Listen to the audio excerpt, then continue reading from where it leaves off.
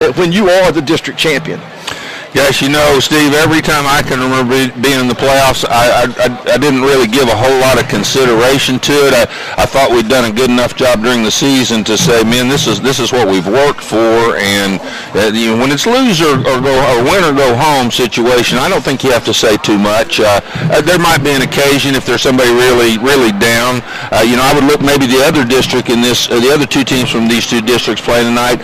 I could see where Edgewater could be a little overconfident looking at SEABREEZE's record, but here tonight with an 8-2 team and a 10-0 team playing, I don't think anybody will look past that. And back to the Mainland practice, you know, that old axiom that you play like you practice, I think is quite true. And if you've got a good tempo at practice and things are going well and kids are getting coached up and their attitude is right and their focus, you can get an awful lot done. Without those things, you just will not practice. So I'm sure Mainland has done a good job. You mentioned to me they've got 12 coaches that work at Mainland High School. Yes, Coach. They have, Coach Wilson shared with me that they have 12 coaches in the building, which, as you well know, after putting together staffs at a number of schools, it's an anomaly. I mean, that's incredible. Without a doubt, and it goes a long way, I think, to in the last 2 years. Last year, Coach Wilson told us that his players didn't get a referral throughout the course of the season, and this year they've had one referral. And I think that speaks a lot to what those coaches do off the field at Mainland High School. I'm sure they're there to put out any fires and to encourage people to make right decisions. And so I would say that they're, you know, having that many coaches on your campus would just have to be a blessing. Well, kudos to, first of all, to their administrative staff to understand the importance of having those men there to do those jobs and be around those kids every day. I think that's important. And the coaches themselves and Coach Wilson for the job that they're actually doing. And I don't care where you're coaching at. If you're only dealing with one referral in a semester, you're doing something right. And you've got some kids that are focused, they're aimed in the right direction. In talking with Coach the other day, he brought the kids in. They did about a 2-hour affirmation session. You know, I know those kids through the summer and through the off season have worked really hard, and they've kind of had this time of year marked on their calendars. You know, they've been disappointed 2 of the last 3 years to get it all the way to the semifinal and be beaten by the same Miami Central team. They've scouted Miami Central. I have seen Miami Central twice myself. I think they match up really well. Again, another pitfall that you could run into with your football team, although you are focused in a win or go home, when you've been down the road that far and you've been that close and you've been there, and I have to say that having been there myself, you're close enough to smell it, you're close enough to see it, and you just want to do what you got to do. We're going to get ready here. I think we're going to take a timeout. We might be ready for our national anthem. We're going to take a break right here.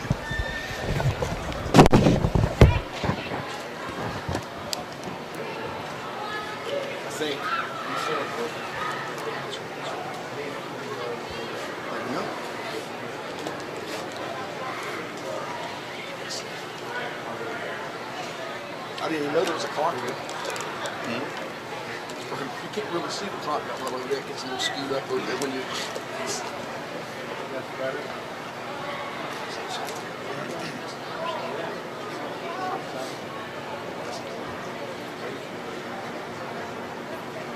I like it.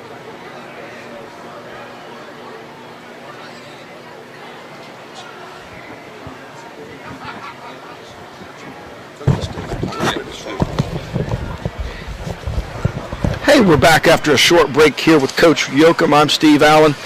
We are going to take a break shortly for the national anthem, but we're not ready for that. So why don't we take this opportunity, Coach, to talk about our playoff matchups of our area teams. All right. First of all, we've got in this very same region the SEABREEZE SANDCRABS at 4-6 taking on the Edgewater Eagles.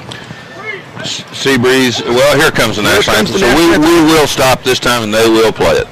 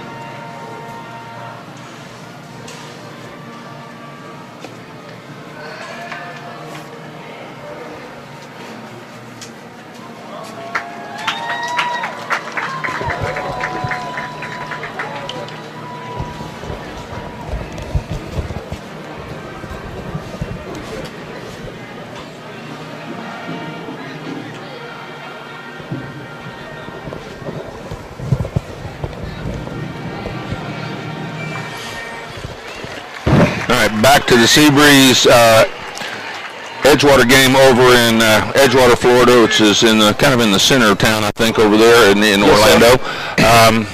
That football team over there has a very powerful offense, and we understand not a great defense. You never know. Scores are hard to, it's really hard to judge because you don't really know the level of the competition, but that's the best case scenario for SEABREEZE, is to play somebody that they have a chance to move the ball and score some. If they're playing against a really, really tough defense, I think it might be a little tougher for SEABREEZE, but we can hope that both Mainland and SEABREEZE can win tonight, and if they do, there'll be a rematch right here at Municipal Stadium a week from tonight. And I think that's an awesome setup where you got two teams that are long-time historic rivals who have an opportunity to come back and play each other. But Coach, I think we might be getting ahead of ourselves as we have the captains getting ready. I see we've got Tow Truck Harris, we've got A.J. Westbrook, we've got Kyle Oliver, and I believe we have also number 15 there. That is Will Collins. And Coach, Will Collins, just while we're on Will Collins, in the absence of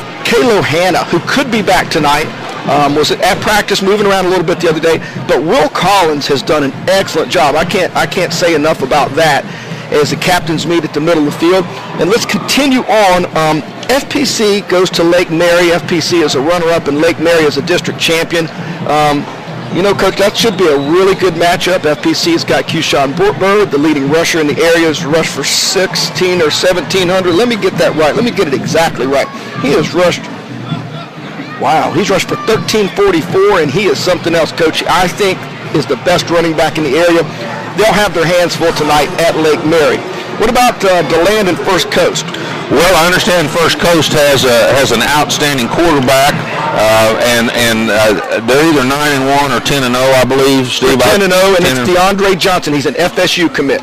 Well, I really feel like that Treasure Coast will, or First Coast will take charge of that ball game. And DeLand, and I texted Coach Thompson yesterday, just congratulating him on a great year. They had a slow start and came up with some quality wins over teams like Madison County. They beat a SEABREEZE team here. We saw they've done a great job, and I think that's a good matchup. But I'm with you on that. I think First Coast has got too many guys. The next one in Class 2A, we have Winter Garden Foundation playing against our Warner Christian Eagles here. Warner Christian has not lived up to the press that we read about at the beginning of the year with the talent that they had. They are in the playoffs. Congratulations to them for that. But again, I'm going to take the other football team in this one. Yeah, you know, Foundation, I've been in that football game before, and they tend to have a lot of talent, and they've got a couple D1 commits. I think that's going to be an interesting matchup. Warner Christian hasn't won a football game since October, and with a young bunch, and I'm understanding that Damaris Tillman could have an injury, and if that's the case, it's going to be a big hill to climb for the Eagles, I tell you right now, because Tillman is the heart and soul of that football team. Moving on to your favorite bunch, the Taylor Wildcats. They got to travel to Dixie County. Yeah, that's a tough one. The last time I read anything about Dixie County, Ted Leeser was the coach there. I'm sure that's probably changed a couple times since then, but I believe that my Pearson team will have a tough road tonight. It'll be a long bus ride home, I'm afraid. Coach, I wish I were in Dixie. It's a popular Southern song, but I don't think many football teams are singing that song growing there, because I tell you, they do a great job, and they're outstanding at Dixie County, and they rush the football, and I think that Taylor will have their hands full there, and I don't, that would be a tremendous upset as the Buccaneers take the field. Coach, let's talk about the crowd tonight. Well, from where we can see, it appears to me again to be the typical thing that fans are more interested in a local matchup than they are in a playoff game. And I can guarantee you that if, and I know we're ahead of ourselves, but if Mainland were to rematch with SEABREEZE tonight, this crowd would be double what it is tonight. But not a big crowd, but Mainland is notoriously a late arriving crowd. Correct. So we'll see the stands may fill up as time goes by. But as we look out at the road, you can generally tell when that's going to happen. It does not appear that that's going to be the case.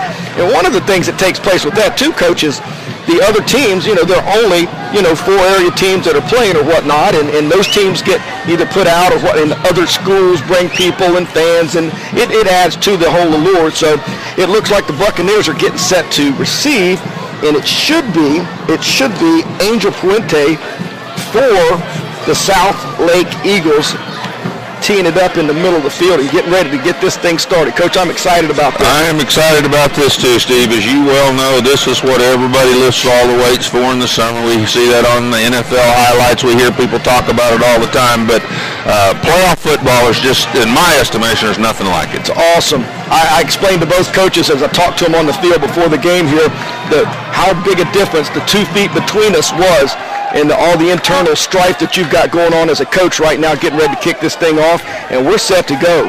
And I know both teams are antsy to get it started, and we're going to get this thing going here. As Angel Puente gets ready to approach it, we're going to kick this thing off, and we're going to have a football game, Coach. Here we go. Nice deep kick, going to be fielded on about the 8-yard line by Mainland. Looks like Will Collins, maybe.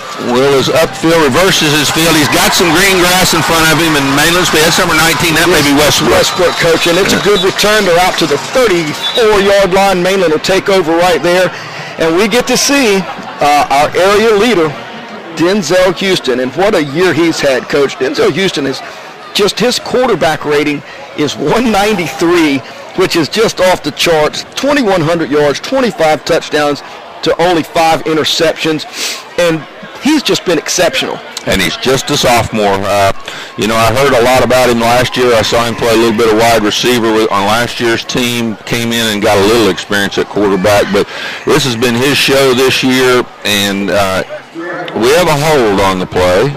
So we have a penalty already to start off. There's one. Well, these officials are also probably from out of town, too, I would expect. Yes, sir. I'm sure that all the different regions are getting officiating crews that will come and travel, and the FHSA controls that.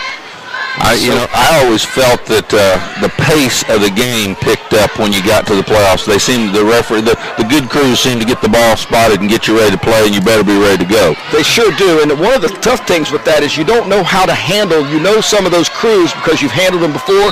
These crews are new, so you as a staff, you have to kind of manage that too and how they're going to call the ball game. It's first and 10. Mainland's in trips to the right. They're going to hand the ball. Oh, play fake, nice play fake, and a slant down the middle. Is that Will? We'll have to see a number here. See the numbers. Number 24 on the catch. Coach, that's number 24. That would be Randy Baker. Randy Baker with the first catch of the night, first down. Mainland has moved the ball up into the territory of the South Lake team here. And they're back in the shotgun with the trips again. Moving fast. Play fake, yep. A little hitch pattern to the middle, number 9 or 8 on the reception. Can't see the number yet. Jeremy Wheeler there on the stop for, he's taking the ball from him, but I think they're going to give forward progress. That's a good call, I believe. Yeah, a gain of about 5. Mainland will have second down here. They're a no-huddle football team. Flip their receivers around based on the field. Now they're trips to the right again, which is into the boundary, the short side of the field. That always told me slant to the field with a single receiver, but we'll see what we get here. Bringing some pressure here. Same play again as the first pass. Just a little inside cut and ball thrown right on time, picking up the first down. Mainland, that seems to be firing on all cylinders at this point. Got the South Lake defense on their heels. They've got big Carey, Samiti, who's a commit and a really fine player. He's got 2 D1 offers, and it's a little high. Good defense there. We've got number 33, Trace McEwen, who's one of their standouts. And talking to Coach, he's a junior safety. His father's Terry. He's a volunteer coach with them. They've got a number of young men who their dads are on the staff. They have 3 actually. Tony McCoy's one, former Gator, and his son will be in there getting it done. It's TJ, number 70, 6'3", 295. Doubles formation, 2 receivers right, 2 left. Adrian Killens, the running back, in the backfield. One of the things that Mainland does is they call a snap count to check the defense, then they check the sideline and see what kind of play they want to run. So first time we've seen doubles formation. And they're bringing both inside backers on a run blitz, and they beat it, Coach. Yeah. Yeah, they sure did. Killens just, somebody hit him about the line of scrimmage, but ended up making maybe a little over 9 yards. It's going to be short yardage for the first down here. Makes it tough on you if you're going to bring inside pressure and you don't make the tackle. Then the secondary's gotta be tacklers. Those safeties are within 5 yards of the line of scrimmage here, Coach, and I'm not sure this coverage. They're cheating it out here right now. We got doubles again, 2 receivers to each side. Killens fake, and up the middle goes our quarterback right here, Denzel Houston, picks up the first down. So now we've run the quarterback, we run the tailback, and we've thrown to several different receivers right here. It's hard to figure out who Southlake might key on because they've got so many weapons in blue. They sure do, Coach, and they're doing a good job of mixing it up and spreading the ball around. Double formation again, 2 receivers left, 2 right. Adrian Killens on the right of the quarterback. He's going to flare. And, we got an out pattern on the sideline. Caught. Going to be inside the 10-yard line. It's going to bring up 2nd and 2. Yep, gain of 8 right there. I tell you what, he's been spot on so far, Coach. Throwing the ball well. I actually thought he was trying to get the ball to the back. I did too. Right there. Yeah, but nice timing route. Just as soon as the receiver broke, the ball was there. Trips to the left, which is the wide side of the field. Adrian Killens is looking to see which side he's going to line up on, which is also the left. That gives them really strength formation to the left. 1 single receiver to the right. They've got 2 men over there on him. Here we go. Killens, they're not going to cover the number 3 receiver, and they're just going to keep throwing it to him. That's about the 4th throw to the number 3 receiver. Again, that was Randy Baker on the catch.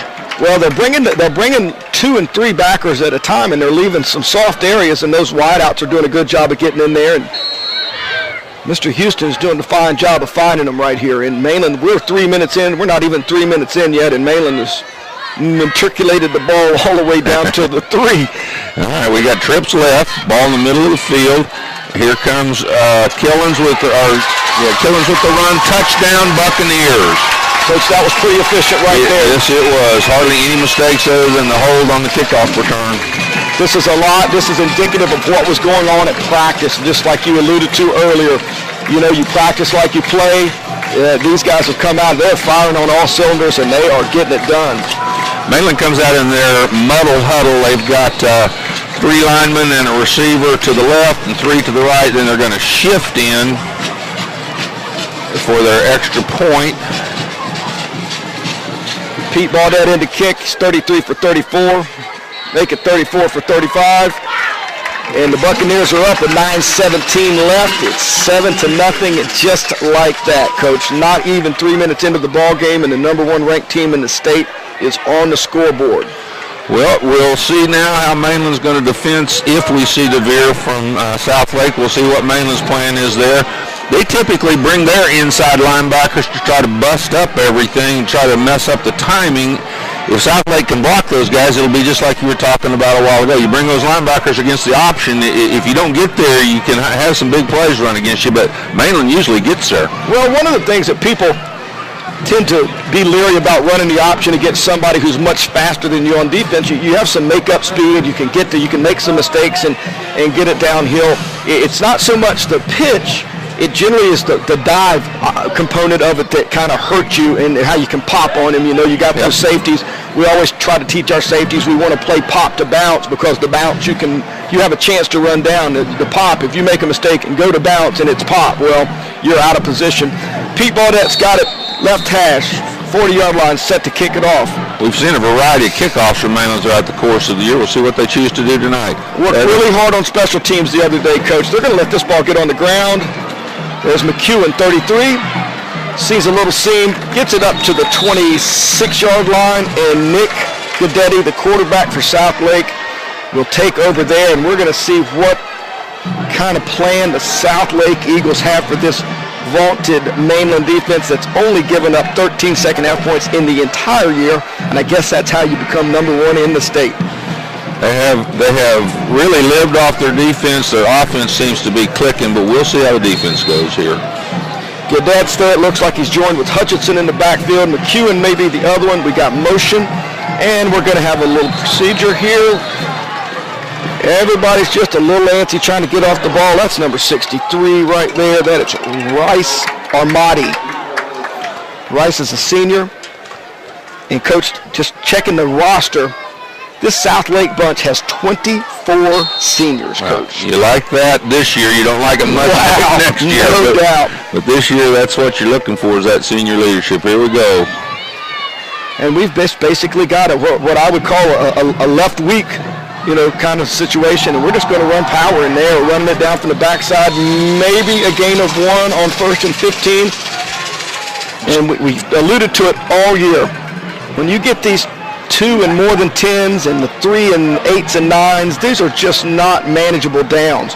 Now, I will say this, Coach, in looking at Gaddetti's stats, the quarterback for South Lake, he's thrown for 1,800 yards. They have 2 wideouts that have, 15 touchdowns between them, 650 yards and 580 yards, and we've got another flag on the field. There's too many players in the South Lake huddle. They broke it out with 12. One went to the sideline, and the referee says you can't do that.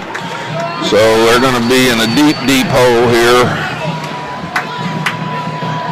Just the kind of thing that the start that you don't want, allowing Mainland to take the ball and march straight down the field and score, and you come out and you're hit with 2 straight penalties and basically looking down the barrel of a second and about 19 or so, and it's not ideal. But now we're going to spread it out a little bit here. We have 3 wideouts in the game. Or at the very least, we have 3 people split wide. I don't know if they're all wideouts, but they have 3 out there.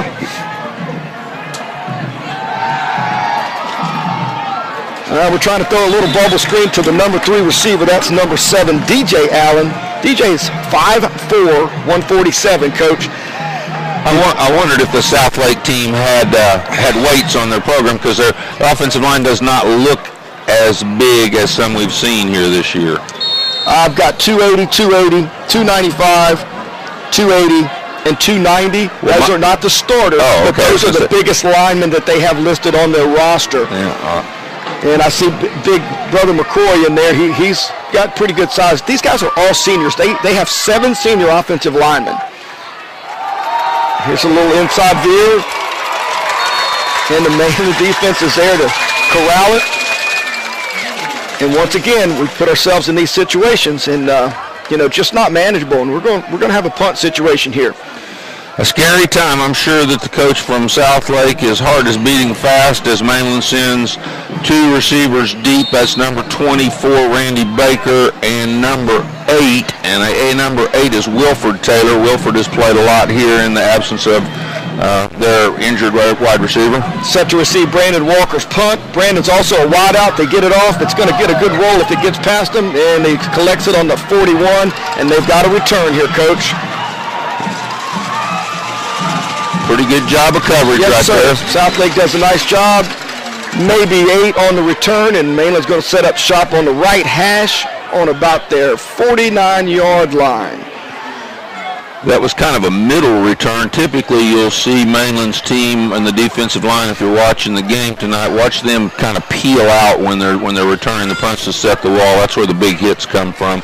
Watched them work really hard on their special teams the other day. They spent some time on it, and like I said, it was crisp, and a lot of teams give some lip service to special teams, but really don't treat it as they should. And I can tell you just from being out there that the Buccaneers were getting after it pretty good. Well, I think that probably is something that Bud Asher started there many years ago. All right, here we go. We got trips to the left here. 1 single back. That's Adrian Killens on the left. He takes the ball, and he's hit at the line of scrimmage for no gain. They were running it right into the teeth of the pressure there. Again, another inside linebacker blitz. These guys are, number 26. That's Justin Ford. Justin's a senior, 6'1", 186. And South Lake is showing pressure in a kind of a cover 1 look. Nice move by Killens at the line of scrimmage, and he's busted loose about a 20-yard gain.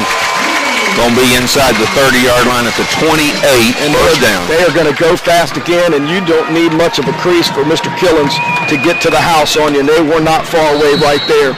He can stop and start on a dime. He steps in there and then makes his cut. Certainly can. All right, we've got a whistle blowing. There's time to make sure that the chains are set. Yeah, we got a little technical difficulty over there. Mainland's moving so fast the chain gang can't keep up. Look like a confident football team tonight, Coach. They certainly do. They look well prepared and, as you said, confident, and that's so important. Great poise again by the two sophomores in the backfield, Killens and Houston. Area team's going to have to worry about them for the next 2 years, and they're class athletes, and I like the way they conduct themselves on the field as well. Absolutely, absolutely. And just spend a little time around them, they just trade themselves very well. Trips left again by Mainland. Killens on the left. He steps up to pass protect. It's going to be a deep ball, but Houston is going to use his dodging. Is he going to throw it, or is he's going to take off and run right here? And he made about a 4-yard gain on the run. He's down to the 25, maybe 24-yard line. Brings up second down and about 6. Chased out of bounds by number 44, Freddie Key there. South Lake, they're in a little bit of a man situation, which is scary. Once it breaks down, we got a bunch of backs to the ball. You can't find it. Yeah, and it looks like we're playing a little man-free right here, and we're going to bring at least one linebacker.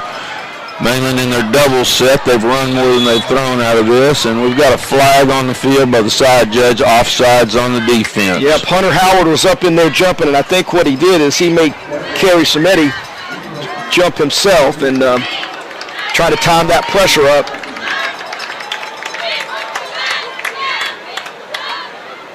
These inside linebackers are getting the workout. Nick Morey, Hunter Howard. They've probably blitzed already 5 times.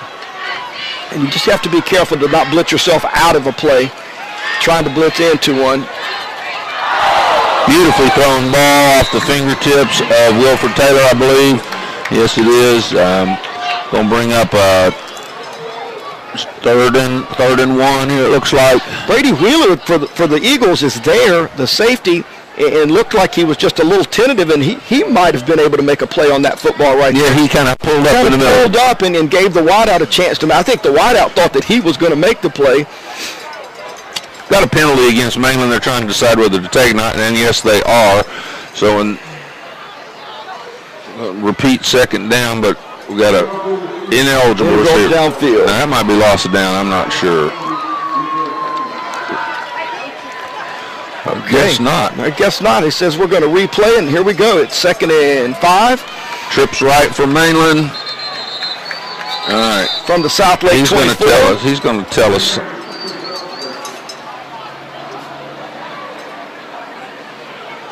Water break. Oh, I see. The referee's telling them we're going to stop the clock and get a drink. Well, while they take a water break, we're also going to take a break. We'll be right back from Larry Kelly Field with the score 7-0. 6:12 remains. Mainland, South Lake. We'll be right back.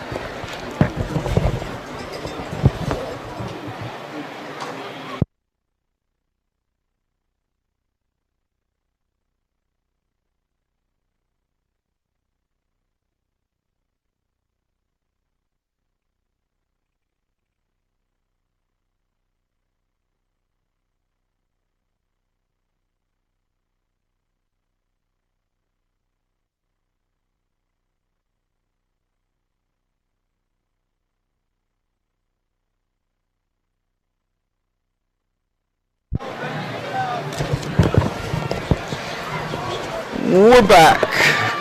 Coach Steve Allen along with Rocky Yoakum. 6:12 remains in the first quarter. 7-0 the Mainland Buccaneers, and they're on the drive. We have a 2nd down and 5 from the South Lake 24-yard line, and Mainland seems to be doing what they would like to do offensively. All right, we've got a trips to the field.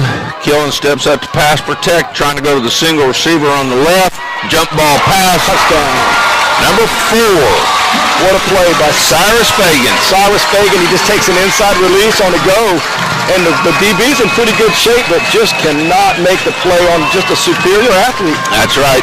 Superior is correct. Cyrus Fagan is the son of Jeff Fagan, who I have known and been friends with for a very long time.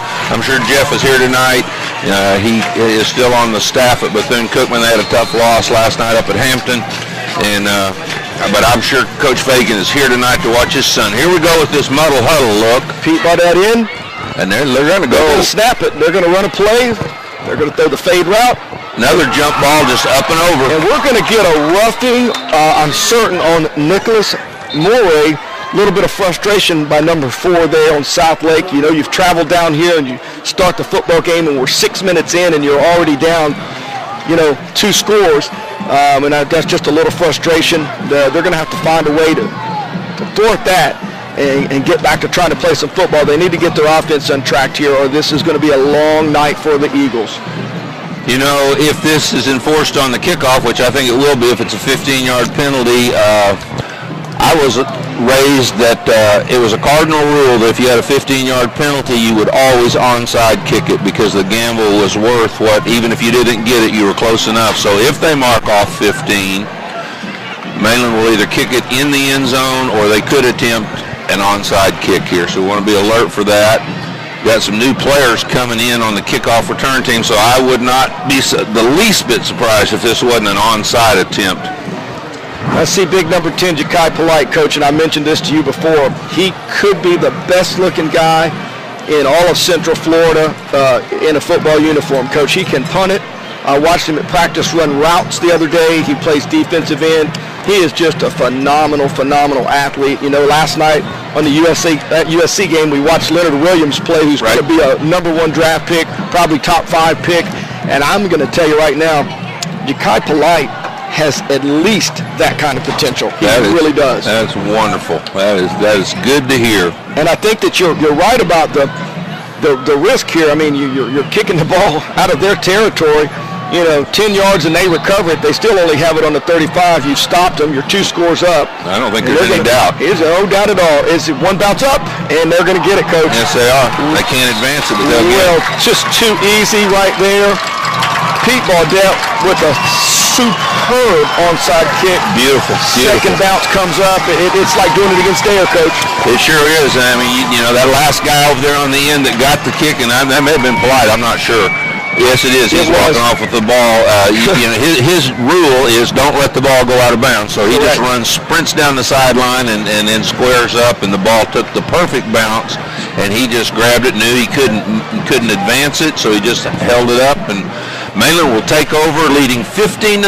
6 minutes to go in the first quarter, and they're 1st and 10 on the 33-yard line of South Lake. The execution there was just impeccable, no doubt. And this South Lake defense has got to feel a little bit embattled already, and they're looking right down the barrel of a short field. Sprint pass, stop, throw back on the post, and it's intercepted by Corey McEwen. I believe that is Trace McEwen. And it should be a touchback. The momentum of the interception carried him into the end zone. So we'll bring the ball to the 20. Big break there. Maybe not a break. Well played by the defense from South Lake. Very well played. I don't think that's the best ball that he's thrown. He kind of got that on the backside of the post there, and McEwen's there to make a good play. McEwen's been a great ball player for him all year. He's got 5 TDs and 33 catches as an offensive player, and I think he's just one of those guys that have to take a lot of reps for this South Lake team and been a big part of their success. Coming back out in basically a twin-O kind of deal with the split-back veer, and they're eating up the dive, the quarterback, and the whole deal. There's no game, no place to go there. That was the outside veer, the tight end blocked down. If we had a chalkboard and some time, we could go over the veer for you. But the inside veer hits over the guard tackle spot, and the outside veer hits over the tight end spot, and you're hoping it confuses the defensive end, who usually has quarterback on the option, but no confusion there. No, Coach, you've got to be able to block them a little bit to run either veer, and they just ate it all up. There was nothing there. They were at the mesh point, and they just ate it alive. This Mainland defense it's something. There's something else, and we're going to throw the ball here. Oh, great. Oh, I thought it was a great throw. Gaddetti Looks to throw out here. It's a good-looking ball. He's trying to get the ball to McEwen on the stop route. Overthrows. We're going to be back into that 3-10 situation for Southlake, and this is just not the start that you want. Down 15-0. You get a good break, and you basically have yet to move the ball yard. Yeah, that was the Mike linebacker, Hamilton, that was clear over here on the out. Mainland just continues to have fast players year after year after year. He's their leading tackler, Coach. Oliver's done a good job over the last 2 weeks, but he's their leading tackler. Has done a great job. Sprint pass, pressure's on from the front side, from the back side, and from the middle, Coach. There's nowhere to go. This is going to be a punt situation for the Southlake Eagles. All right, and then once again, if you're watching tonight, when the ball snapped, just keep your eye on the defensive linemen here and see how they react. If you follow them, you're liable to end up seeing a big hit if they start to peel to the right or the left. 2 guys back again, Wilford Taylor, and I'm going to guess that's number 19, Arthur Westbrook, back with him, but I can't see for sure. Nice high punt. Brandon Walker's punt's going to be fielded off the first, off the second, third, fourth hop. Oh, it's kicked. It's mud. All right, here we go. And it's going to be Southlake on the 2, or maybe a touchdown. Oh, my goodness. My goodness, what we got? Well, they're trying to signal safety, and I don't think it's a safety. I think it'll either be a touchback. If Mainland recovered it, it'll be a touchback, I would guess. Yes, sir. They're signaling for touchback.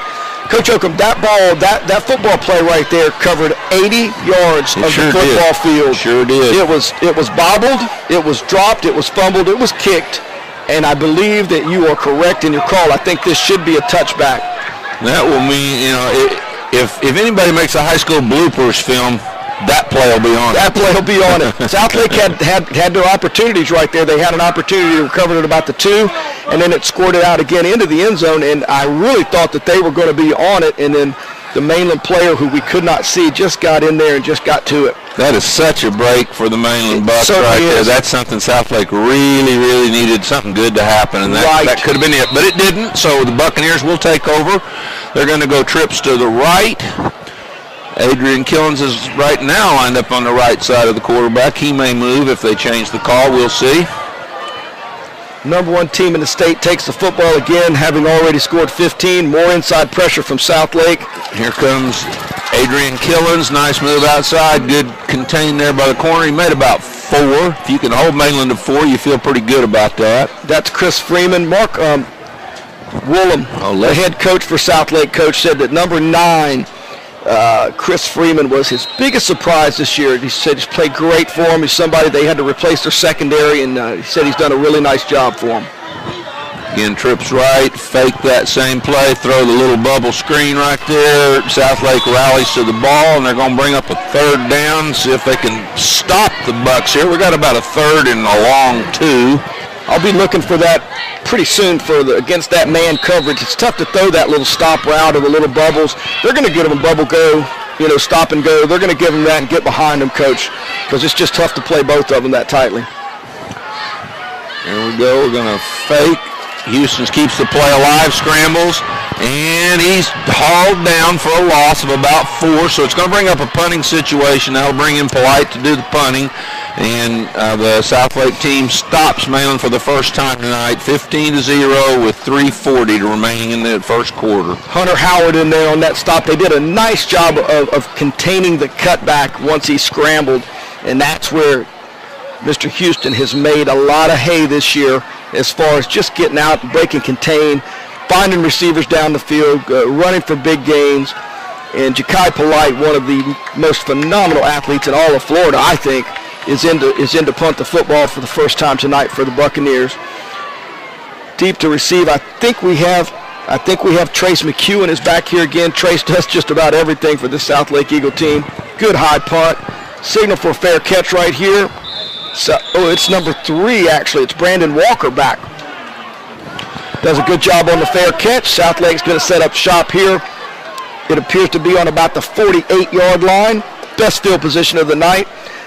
But, Coach, it's not going to matter if you can't gain a yard. That's right. That is exactly right. And we've talked a lot about Ja'Kai Polite and his physical talents and all the things he can do. If you wonder who he's going to play for next year, it's going to be the Mainland Bucks because he's just a junior. He is just a junior, and just a phenomenal junior.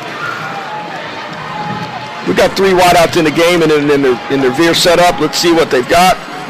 Okay, we're going to get the ball out on the pitch. Oh, and we've got a little bit of a play, but I tell you what, it closes down fast. But, hey, you're going to take a gain of 5. Absolutely. If you get 5. Yes, sir. You're going to take a gain of 5. You're going to make this a second and manageable situation. I think I could count on one hand the number of times I made yards running sideways against Mainland's defense. That just, you know, to me, it's quick hitters are the answer, but that, you know, that'll keep them honest at least. They know they got to have that guy assigned to the pitch to stay out there. So we'll see how that goes. Popular term these days, Coach, is population to the ball. Mainland does as good a job of that as anybody.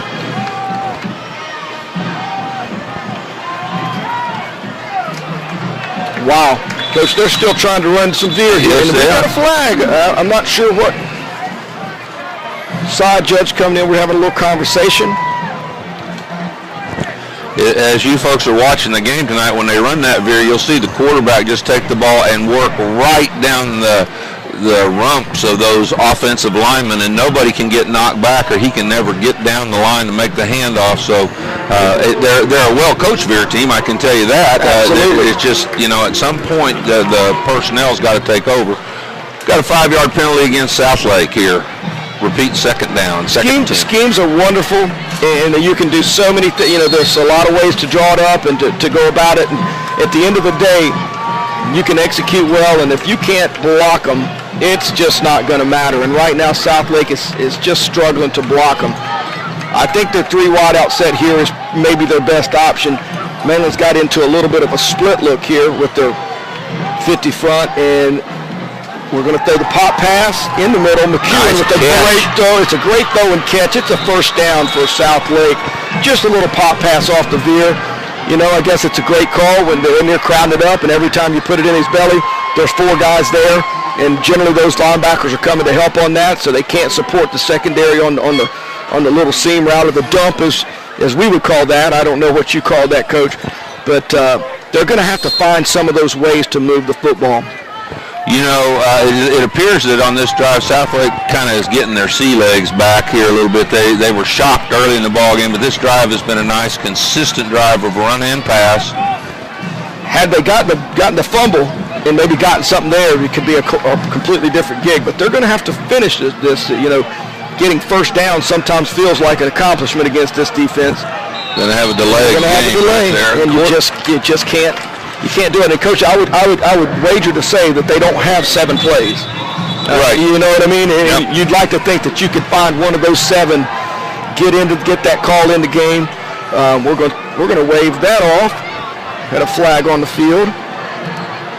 Well, the flag was for delay of game. Yep. It must have got a timeout. Someone must have called it. Yep, they must have got it ahead of time. And you don't know with that rule of the coach being able to call it to the side judge over there. You don't always see that as you're focused on the action that's going on in the middle of the field. Each team's going to take a break and talk with their coaches. While we do that, Coach, was 1:44 left in the first quarter. It's 15-0 Mainland. We don't have any updates as yet on any of our other playoff games, as we do have a number of teams that are involved in the playoffs. I'd like to think that 2 or 3 of our teams in the area could advance, but, you know, that's why we play the game. That's exactly right.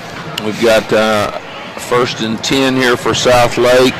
As the game goes along, we're going to be reading you some things from the Florida High School Activities Association about sportsmanship and some of the things. So the next time we get a little break, we'll read you another one of their thoughts about sportsmanship, which is so important.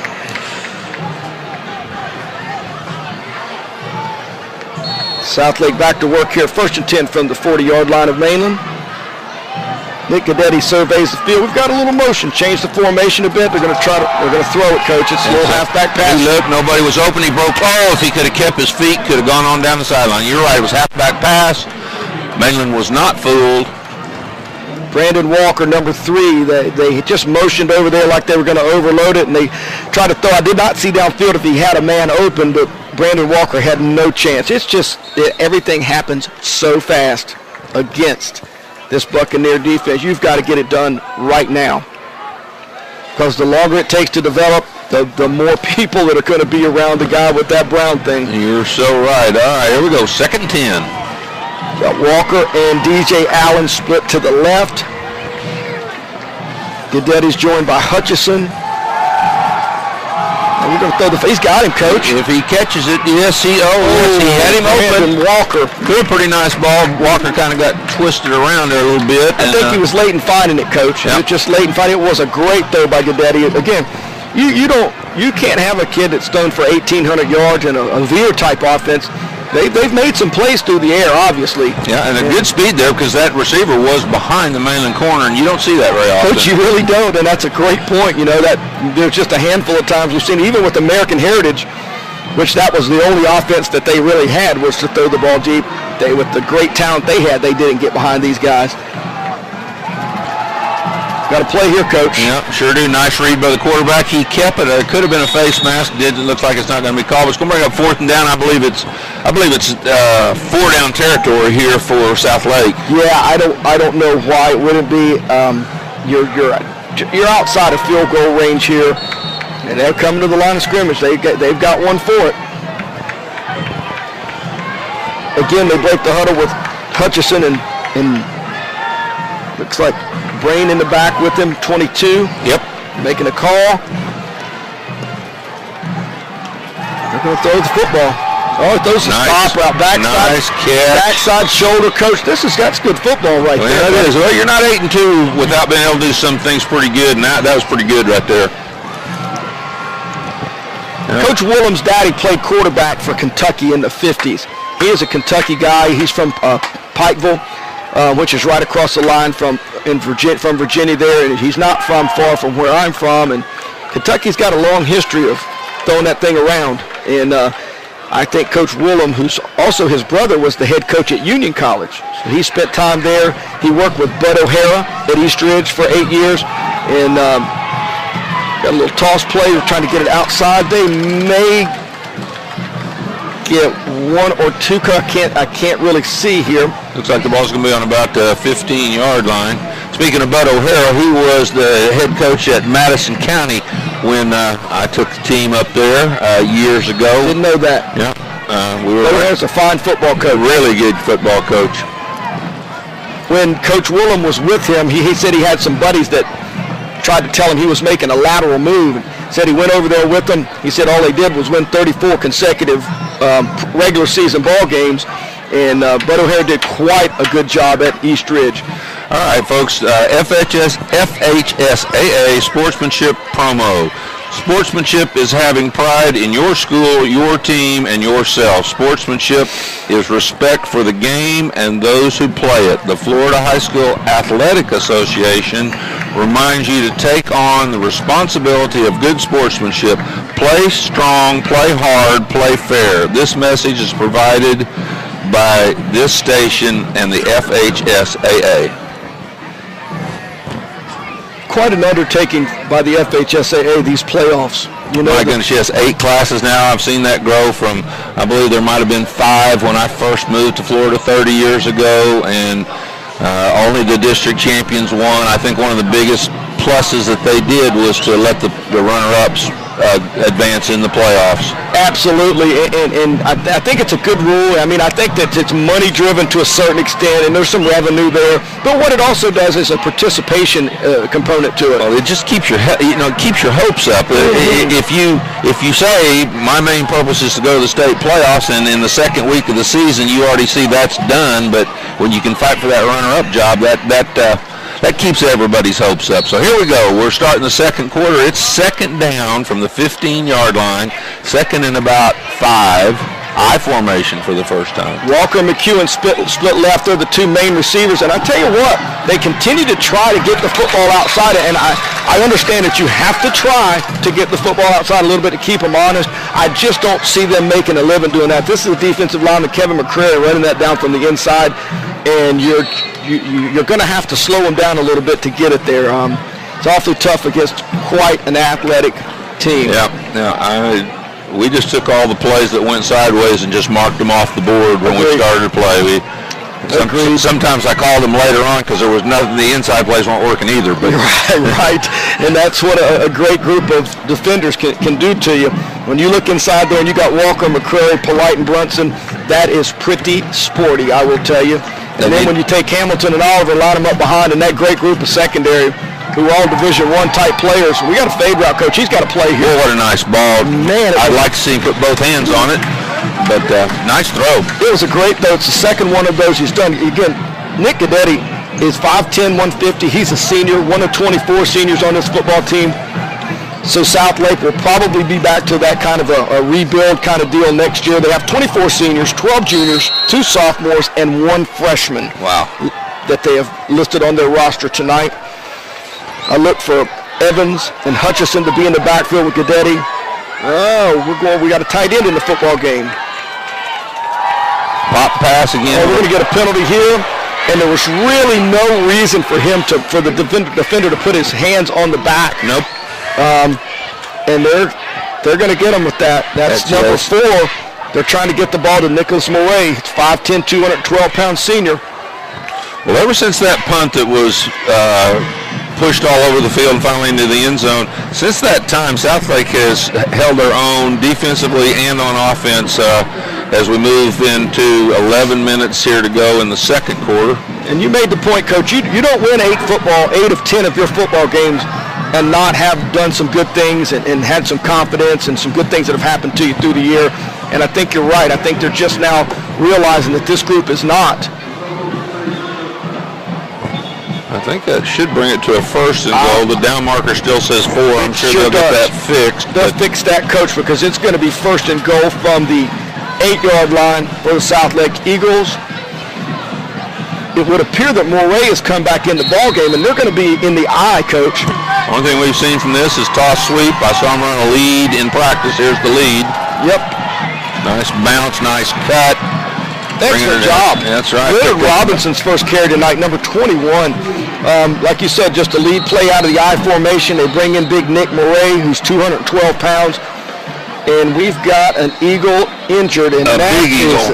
Yes, it is. And that is brother T.J. McCoy. Dad is Tony, played for the Gators. And TJ's 312 pounds, 295 at 6'3". I got to stand beside him down there, Coach. He's a large human. He is a large human, and he nicked up, but he's running off the field. Looks like he's going to be okay. Yeah, he'll be back. His daddy won't allow it. I don't think he will. All right, here we go. They've come down. They've decided this eye's the way to go down here inside the 20. Hutchison and Moray line up behind Guidetti. And we got a slow snap. They're running ISO, and it is just hammered for no gain. We'll bring up a 3rd and goal here. It'd be a big decision to make if they don't score here. I would think they'd go ahead and go for it down 15. But we've got 3rd down to run first.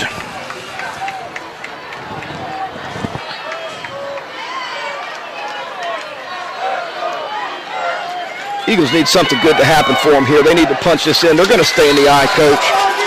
Yeah, they sure are. I wouldn't be surprised to see a boot pass off this. Just a quick slant. Oh, it's batted up in the air, and it is intercepted and dropped. Nope, no interception on your incomplete pass.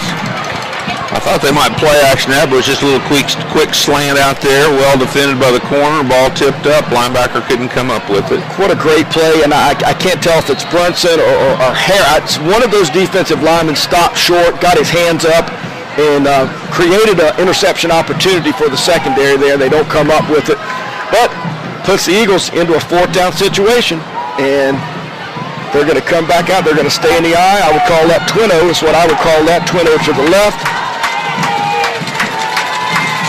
They're going to throw the football, and they're going to get the ball out. Drop the football. There we go. Mainland's defense, as advertised. Huge play. They bring a little pressure. They're just up the middle. They can't block them. The ball's loose. South Lake turns it over, not even on downs, but through the fumble. And Mainland's going to set up shop right here at the 14-yard line.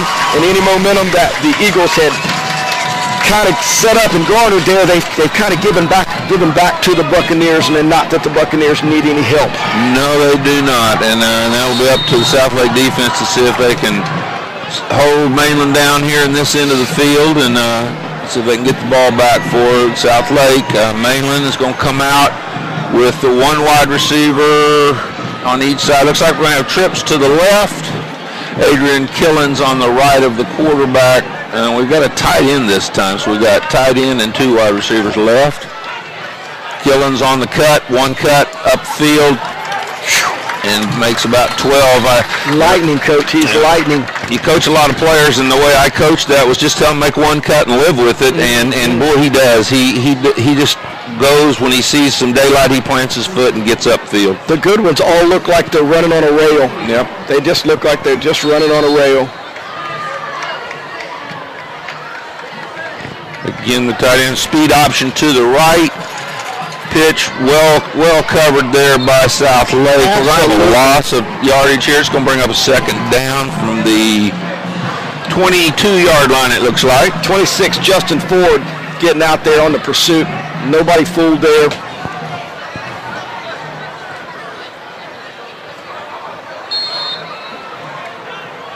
I think Mainland's taking a look at some different things here, Coach. They're giving us some different formations. Sprint left pass, pull up, dodge, get 2-3 guys around. Here he goes. There's a nice block by the wide receiver, and there goes Houston down the sideline, lost his footing.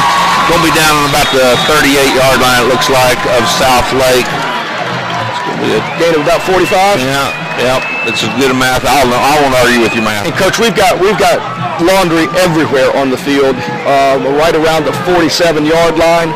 It's got to be a hold, perhaps, on the wide out as he was passing by there. I sure thought it was a nice block. It may have been holding, but maybe that's why it looks like such a nice block. Well, but you like to see him down the field. You like to see your wide out down there working for you. And, you know, you as a coach, that's so hard to get your wide outs. You know, they usually are not the best blockers on the football field. And anytime you got them down there working, you're happy.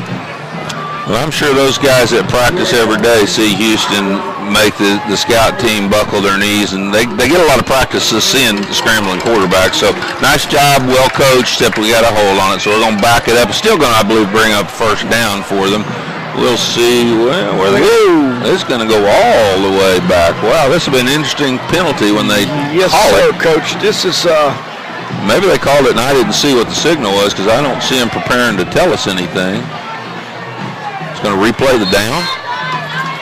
Down marker says second down and 12, and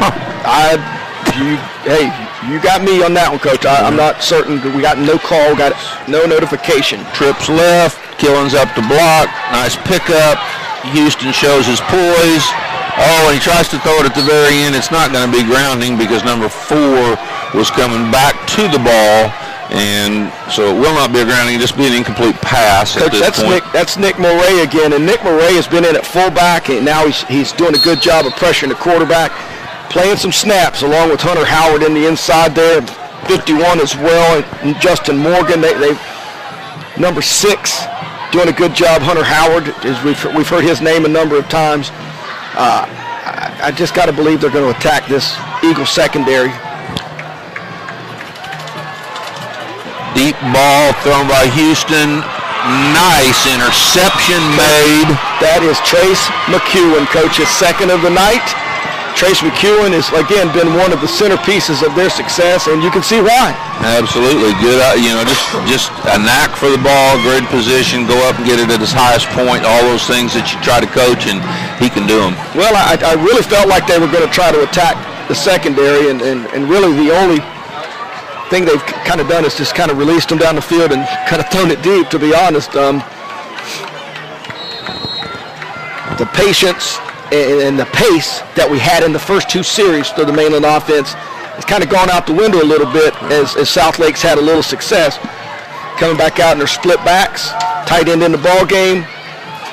Oh, they're trying to run lead or ISO, and let me tell you, it's tough sledding in there. Yes, it is, yeah. And I'm seeing big number 79, Dedrick Mack, 6'2", 280 for the South Lake. I'm seeing him 2 yards in the backfield on an ISO play. That's probably not going to be a good thing. No, it's not, and they do such a good job of getting up the field, and yet they're able to squeeze and tackle dives on the veer. So they can. That Mainland defense is it's an outstanding unit. And it's formidable, Coach, no question. And we've got a flag. Got a late flag here. See what we got. Coach, it looked like maybe T.J. McCoy might have said something there. I'm not sure if he picked the ball up. It's a 5-yard penalty so far. Not sure either. Coach, I think he picked the ball up. Delay a game. The linebacker pointing at him. Oh, I'm missing the referee signals on these. I'm going to have to pay better attention. They're doing it fast, Coach, and that's a great thing, right? It is a great thing. 8:01 remains. Pop pass again. We're holding him, and it's a great. Coach, I'm going to tell you right now.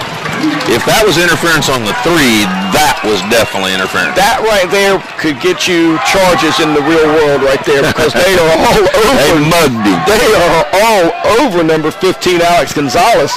And Alex is a pretty big target at 6'3", 205, and he's got people draped all over him. Great job by Guidetti to get that ball out and put it in a place where his guys got a chance to make a play on it, and very surprised we had no call there. Number 3, Brandon Walker made some plays tonight, split left, and we're going to throw the football on the screen here. Screen to 24, and it is going to close down fast. Number 24, Charles Hutchison, is just swallowed up by the Mainland defense. Nowhere to go. Nowhere to go, Coach. We'll bring up 4th down. Going to bring up a punting situation, I would think. Here they come. Here comes the Southlake punt squad. This time we've got number 15, Will Collins, deep, along with number 8, Wilford Taylor. You got to like, Coach, the same guy that punts it for Brandon Walker, number 3, same guy that punts it, returns the punts for him. And we got hard pressure. Oof, and they got pressure, and it's got poor kick. It's going to go backwards. Yeah, it took a good, as Coach Gahagan would say, it took a punter's bounce. Punter's bounce. It's still only going to be about a 23-yard punt. Mainland will set up shop. 1st and 10 on their 40-yard line. 7:01 remains. 15-0 for the home standing Buccaneers. We're going to take a break right here while they get the ball set. We'll be right back.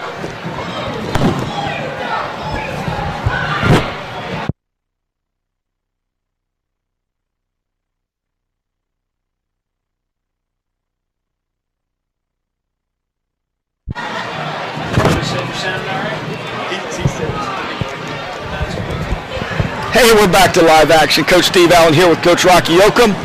Mainland Buccaneers 15, Southlake Eagles 0. 7:01 remains in the second quarter. We're going to have trouble.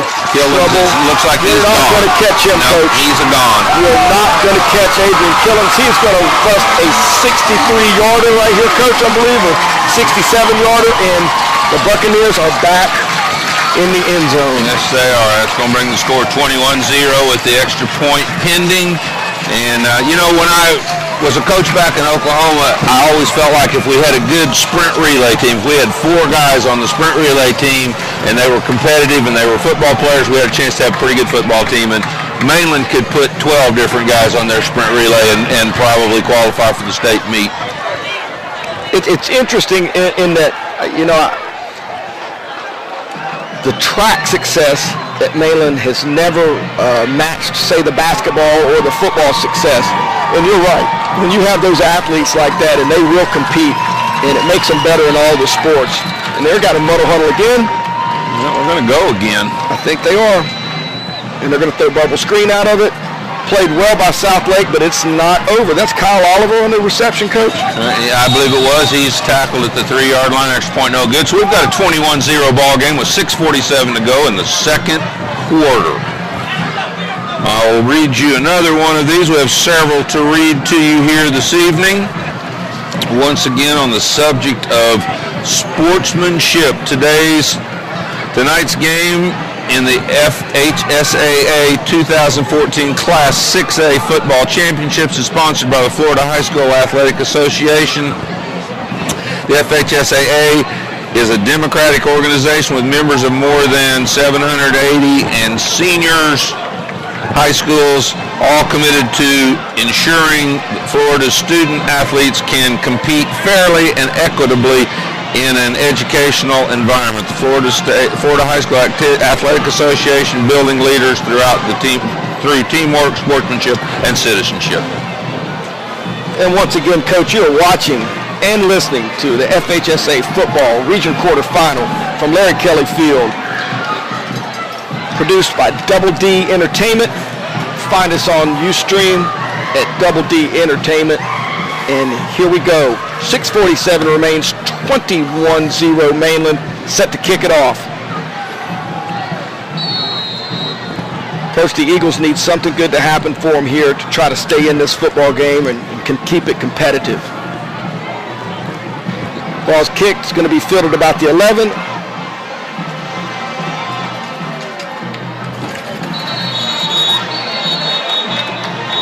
That's one of those deals. You got to be careful coming in late and jumping over top on the pile. You like to see the aggressiveness, but the officials generally are going to guard the safety of the athletes. And looks like Southlake will take over on the 26-yard line, 1st and 10. Nate Anderson, great job right there. SEABREEZE is down 21-7. We just got an update in the first half. Edgewater 21, SEABREEZE 0. 3 wide receivers, split backs in the backfield. Got a loaded up box 7 there, the 8th one looming. They throw the stop route, incomplete.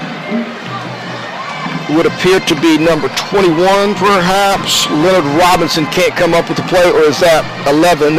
Nick threw it, so I tell you what, he throws a good ball, Coach. I'm impressed with Nick. The offense doesn't lend itself to being real intricate in your pass game. No, you have to spend so much time on the option that you don't have time to work on the passing game. That's usually the reason. Really good point there, Coach. And if you just look at the bodies that Mainland's lining up inside, they're just beating those guys up. We got a little screen. We're going to get a hold, and really didn't need one because it was a screen outside, trying to get the ball out here to Kevin Evans, another senior.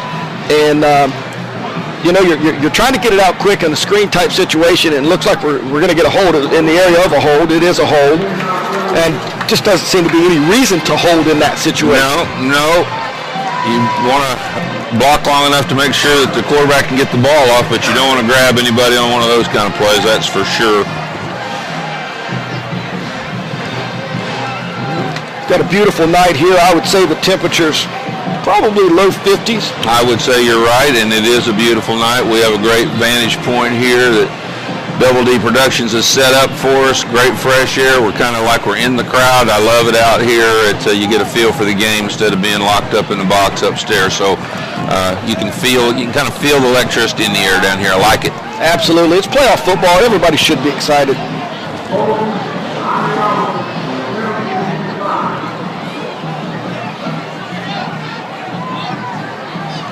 Southlake looks like they're back to their tight end set. Split back. Nope, we got a 3 wides. Straight drop. Nick Gadetti looking deep. He throws the big route. He does throw a nice ball, Coach. Sure does. Stepped into it. We got a flag again in the area where you would think pass interference, but I don't know for sure. Keep my eye on the white hat, and we'll see if we can see what he's going to signal here. And of course they're going to take the penalty if that's what it is. Holding. Holding on the defense. Okay, he's holding that dig route, and again, Coach, we're going to kind of get a holding call, and you don't mind to see the calls. The consistency for referees, it's hard. I'm sure it is. Everything's bang, bang. It happens fast. But our last one that was potentially an interference call, it was happening slow. The ball's hanging in the air, and he's getting kind of mugged. And this one right here happens really fast, and we get the hold call. So they've cut their splits down here, Coach. Usually they got something going on with that. And that's what you got, trying to use the field to run the fade. And I'm here to tell you, Coach, Nick Gadetti throws a good football. These wideouts are just going to have to locate the ball faster. And that's on them. That's not a bad route. They cut the split down. You knew something was up. Kid throws a great ball, and they're just not making the adjustment to the football. No. Those are big plays that they're leaving. And they can't afford to do that you tonight. Can't leave them out there. You've got to make every big play opportunity that you get against a great defense. And those are chunk plays. Those are plays that are going to, make a defensive coordinator go back to his base defense. They're going to, kind of take a little bit of confidence away. And here we go with the 2nd and 10. 3 wideouts and split backs. Got the triple option. Westbrook misses a tackle. He's there in the alley. He just misses the tackle on it. Well done by Guidetti. I tell you, Coach, I'm impressed with Nick Guidetti. I think he's got a cool head, nice arm, and to read the triple option and decide whether to give it, keep it, or pitch it, and then bang, bang. It takes some poise to do something like that. Absolutely. Well, let's see here. We've got a second. We're going to move the ball up a little bit here. We've got a spot. We had another flag down. Man, there's a lot of flags. Against Mainland, we're going to have us a water break with 5:59 to go. It's 21-0. 5:59 in the second quarter. It will be a 2nd and 1 when we get out of this water break. Southlake will have the ball. Well, Coach, getting that update from over at the other side of this regional quarterfinal game with the SEABREEZE deal, that 21-0, we had been told that Edgewater's offense was quite explosive, and it would appear to be so. They have, year in and year out, they have a lot of talent, a lot of speed, and that's the thing that, probably is the hardest thing for a team like SEABREEZE to match up against. They don't have the speed.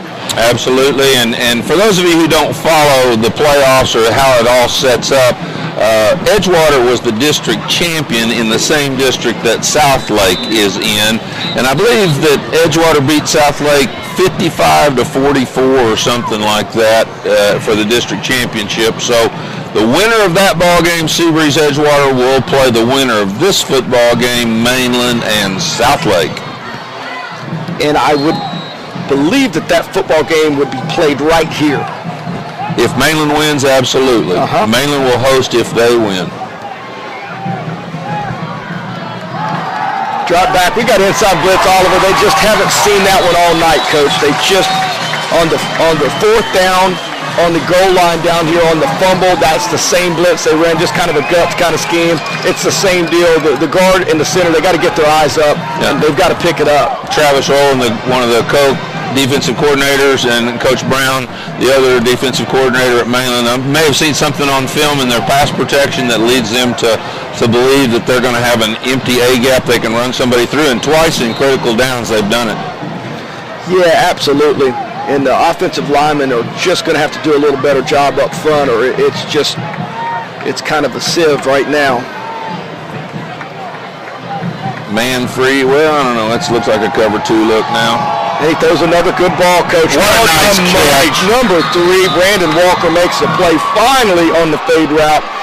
5, 10, 15, 20, 25, 30, a pickup of about 40, and that play has been there for Southlake to make, and finally a wideout makes it. Guidetti has thrown the ball well enough for that play to be there before, and this is the first time they've made it. One of the brightest spots offensively for the Eagles to this point, and they're going to need to be able to do that. Anybody that's going to play Mainland is going to have to do that. They're going to have to take their shots. Randy Baker was on the coverage there. He came out of the game, was slow getting up, so got a new defensive back in here at right corner. Tyree Bostic is in the game, who plays in their nickel package a little bit. Now they're going to try to get it outside, but you have to block Ja'Kai Polite. And horse collar, face mask perhaps, Coach? I'm going to guess horse collar. I didn't see face mask, but you never know. We got a personal foul, face mask. Just because I didn't see it doesn't mean it didn't happen. Marcus Brunson and Ja'Kai Polite, I mean, they're there. I mean, they're like vapors, Coach. They are right there. That's probably going to move the ball to a first down spot, I would think, 15 yards, even though it was in the backfield. Looks like about 11 yards from the first down. So I'm going to say they're going to bring it down to about the 15. It's going to be about 1st and 10 from the 15-yard line. As usual, Coach, you're spot on, and maybe the A1 officials will be looking for some help next year and get back in the game. Not in that. No way. No. Thank you, but no thank you. I'm with you on that, Coach.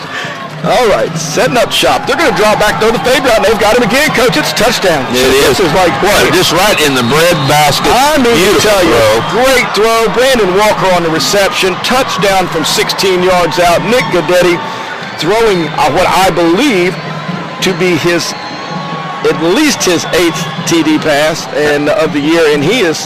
That was Tyree Bostic, listed as a wide receiver, playing the corner that got beat on that play. Who came in for Randy Baker, who got injured, so they go after the right one.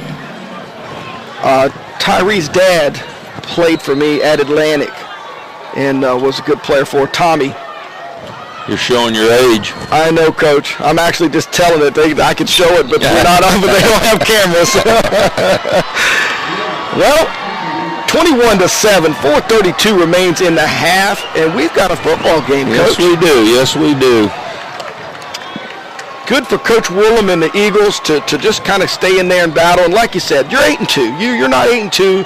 It's not smoke and mirrors. You've gotten here. You're here for a reason. And those kids have continued to compete. And I want to tell you something else.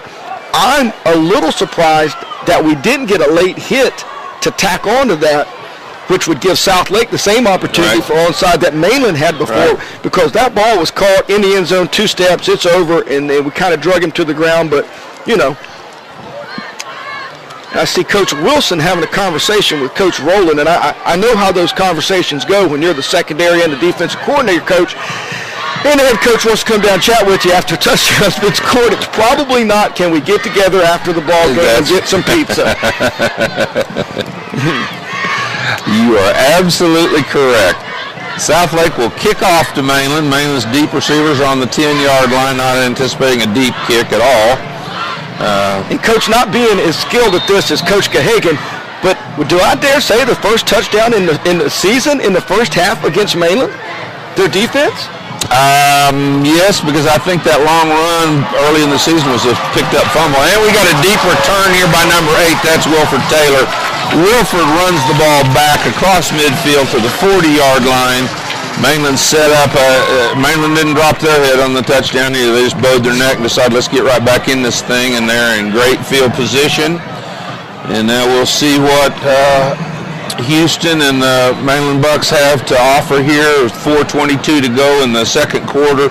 Score 21-7. Mainland 1st and 10 on the South Lake 40-yard line. They're going to come out with trips to the right, single receiver left.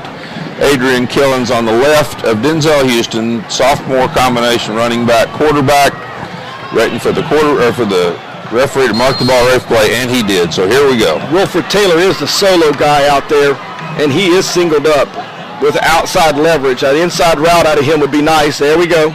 Good call, Coach. You ought to think about coaching for a profession.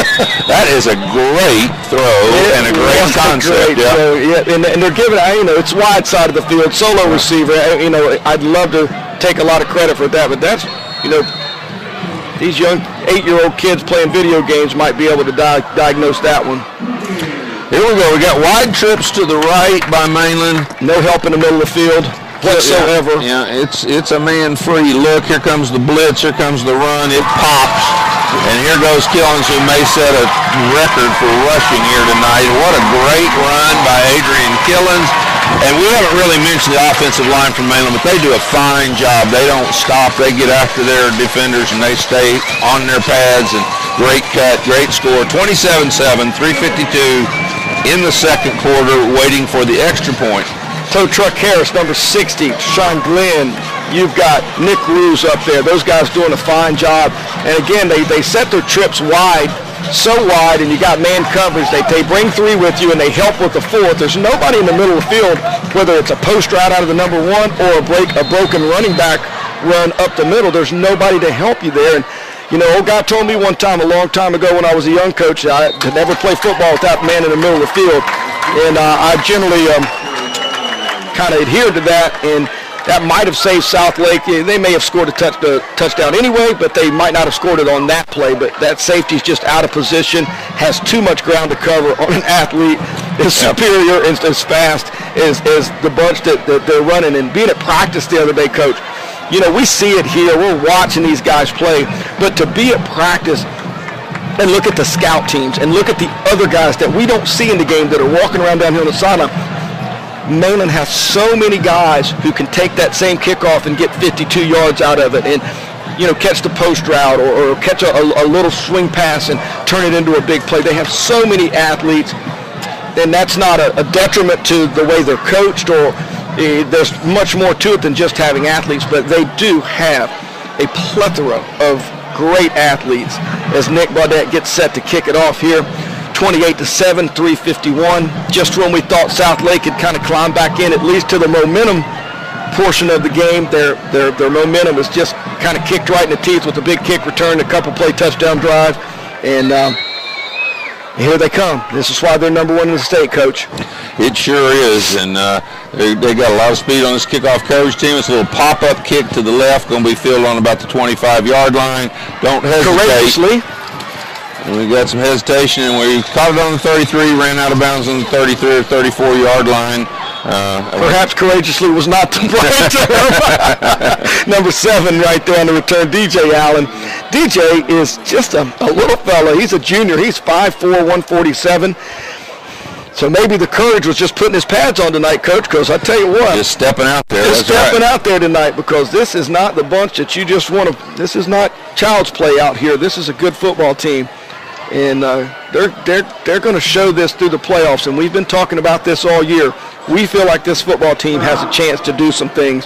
You know, Coach, this is their 21st consecutive playoff appearance. That is a fantastic record, and 21st, you say? 21st. I'm gonna go on record here tonight saying I will guarantee they'll be in there 23 times in a row. I don't think till Houston graduates, I believe they'll be a playoff team. I would not disagree with you at all. And not just Houston, but Killens and the rest of those sophomores, and like you said, Polite being just a junior.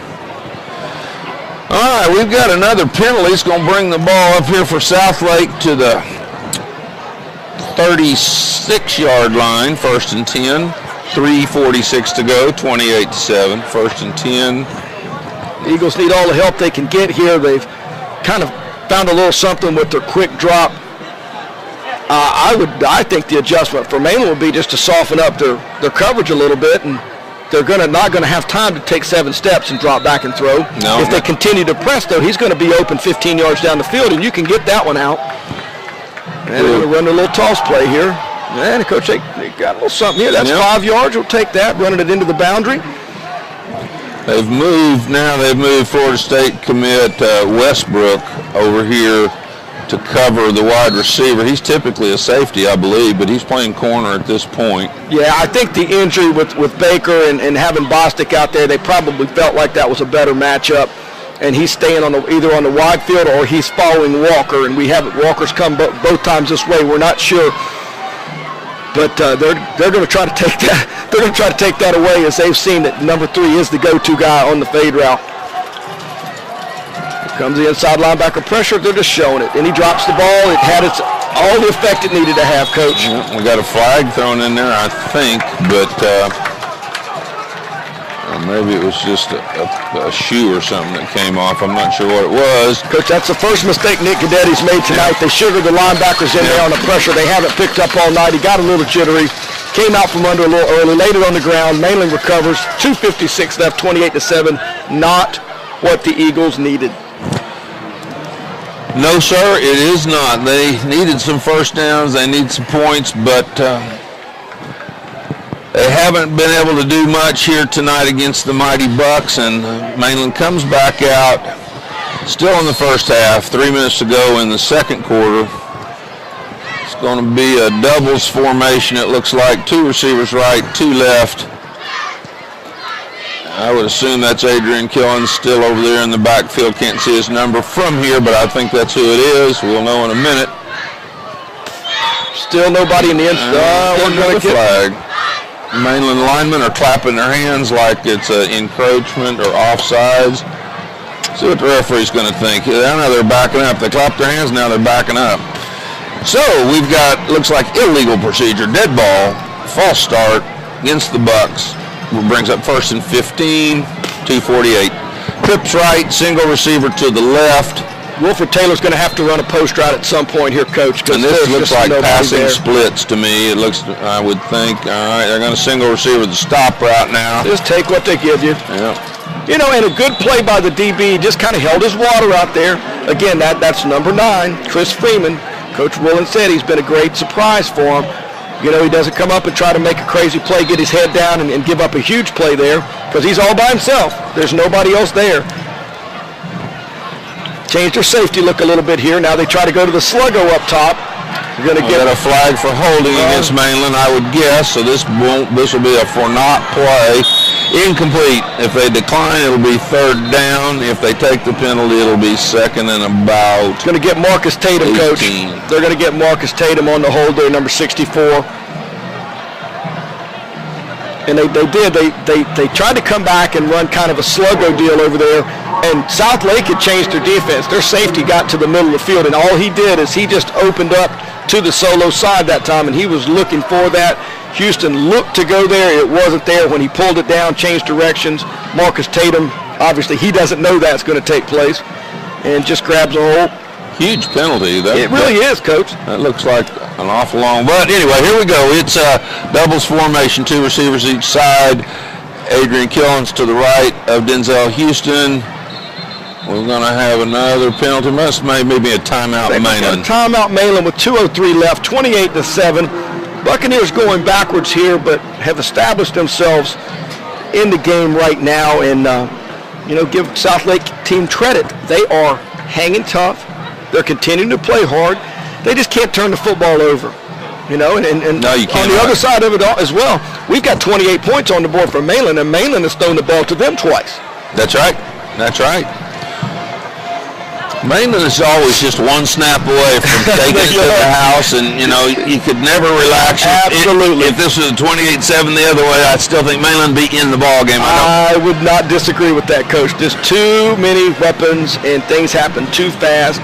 Their big play potential is it's unmatched in our area. Yeah, absolutely. Has been for years. Mm-hmm. And you combine that with the fact that there were not getting any referrals, which means we're being good citizens at school, and as you said, good practice players. Those things all lead to being ranked #1 in the state. Yeah.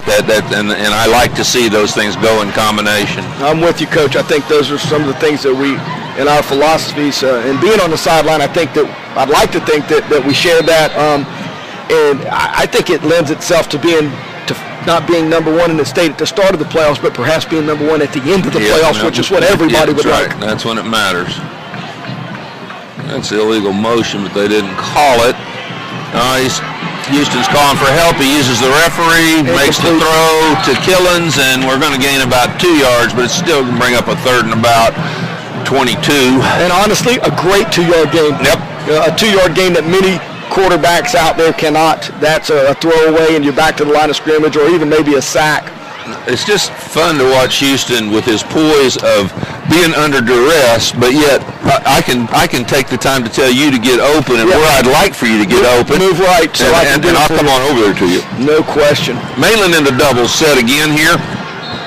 It's 3rd down to about 22. Mainland looks like they're going to take another timeout. And as you've said many times, Coach Allen, you cannot take these first half timeouts with you. They do not carry over, and you just as well use them up here with 1:21 to go. It's 28-7 Mainland. They want to make sure they're in the right play here, because if they're not successful, they'll have to punt the football.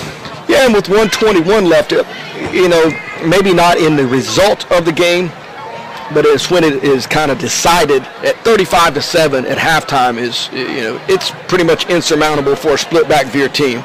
Ja'Kai Polite has oozed himself on into the offensive huddle here, and as the coach talks, he turns and looks at Polite, and he looks at the rest of the players, and he turns back and looks at Polite. So I'm thinking Polite may have something to do with what's fixing to happen here on this 3rd down play. It's a good observation, Coach. Another good observation is he oozed into the huddle, because at 6'5", 242, he cannot sneak into the huddle. No.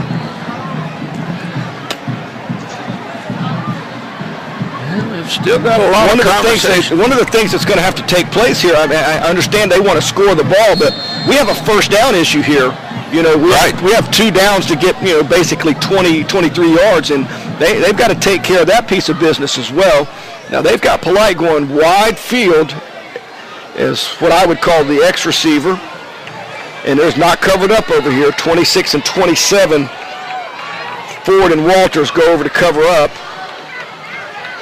which leaves them straight man down here on the bottom side, Coach. Yeah, they got a free safety who could help, and he's going to get off of it. He's going to throw it, Coach. He's going to throw it.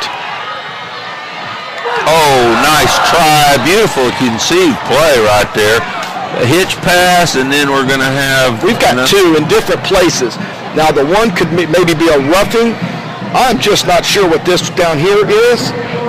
Illegal forward pass. So that means that he threw it forward to Ja'Kai, and Ja'Kai threw it. Would you think that's what it was? I would guess that's the rule. Does it have to be a lateral for him to throw it again? Even behind? Yeah, I guess when I designed a play like that, I guess it was always a backward pass because I never gave a thought to you couldn't throw it forward. I thought if you caught it behind the line, I know in the NFL you can't do that, but I thought in high school if you catch the football behind the line, you can throw it again, but I guess you cannot. Well, Coach, you were spot on watching what was going on in the huddle, but you knew Polite was going to have some kind of role in it, and there it was. Good call.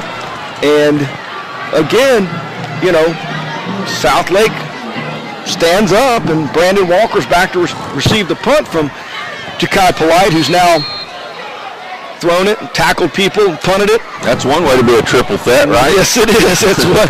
And that guy's got all kinds of ability. All right, Mainland is lined up in their punt formation. They have good speed on their coverage team, and you'll see them fan out and cover the field. There goes, we see 6 of them loose. High kick.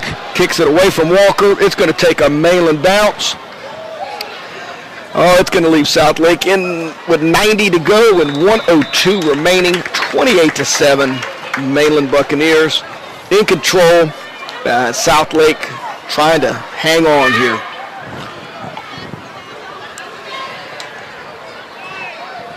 Southlake will get the opening kickoff to start the second half. Is that correct? I believe Mainland received the first kickoff, but you correct me on that. That is correct, Coach. That is correct. So Southlake with 1:01 to go here. It will surprise me if they do much other than just try to maintain possession of the football, knowing that they got the third quarter. They'll come out and get the football here. But at the very least, at least they avoided that double score situation. Yep. Wow. Wow. Oh, they're signaling that Coach, I think it's Kevin McCreary, Coach, and he was at the mesh point. I mean, he was at the mesh point and just... I'm a little blocked out here, so I can't really see that corner, but I saw some of the Mainland players. Well, yeah, I think he came up with it at the end, but it was dead because it went lateral for 4 yards, and so I think forward progress will stop. I believe they'll just probably take a knee here. They're staying in the huddle. There's 13 seconds to go on the time clock, or the play clock, 23 on the game clock. I think it'd be the prudent move, Coach, or maybe, they got to snap it. Oh, they're going to hand it off. Mainland in there digging for it. It's a well-coached defensive team. As soon as we Kyle Oliver limping a little bit coming out of that pile, but they're getting after it. We have a timeout, Mainland. I'm not able to see again here. I see they stopped the clock. They have stopped it with 10 seconds, and I think that Mainland has, okay. Coach, I was going to be really disappointed in Coach Woolham if he'd have turned and faced the other way when he called that time in the timeout if Duda said Southlake.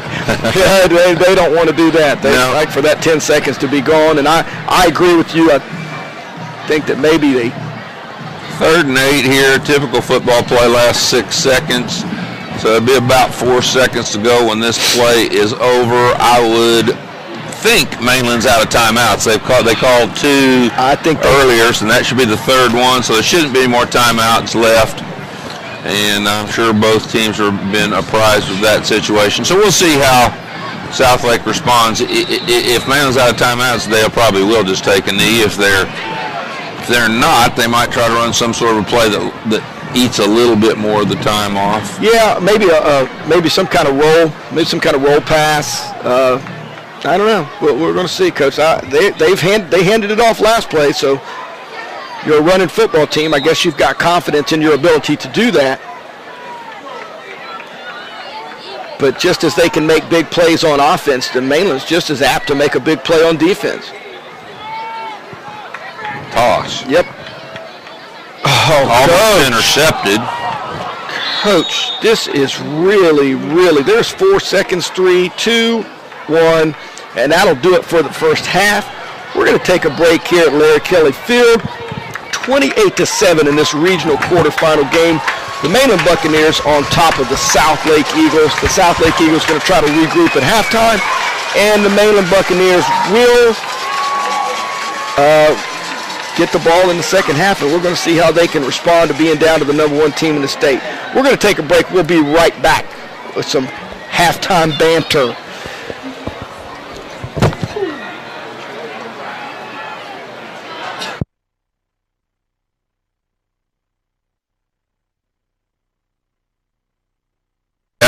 That's a tough one. The last time I read anything about Dixie County, Ted Leeser was the coach there. I'm sure that's probably changed a couple times since then, but I believe that my Pearson team will have a tough road tonight. It'll be a long bus ride home, I'm afraid. Coach, I wish I were in Dixie. It's a popular Southern song, but I don't think many football teams are singing that song growing there, because I tell you, they do a great job, and they're outstanding at Dixie County, and they rush the football, and I think that Taylor will have their hands full there, and I don't, that would be a tremendous upset as the Buccaneers take the field. Coach, let's talk about the crowd tonight. Well, from where we can see, it appears to me again to be the typical thing that fans are more interested in a local matchup than they are in a playoff game, and I can guarantee you that if, and I know we're ahead of ourselves, but if Mainland were to rematch with SEABREEZE tonight, this crowd would be double what it is tonight. But not a big crowd, but Mainland is notoriously a late arriving crowd. Correct. So we'll see the stands may fill up as time goes by. But as we look out at the road, you can generally tell when that's going to happen. It does not appear that that's going to be the case.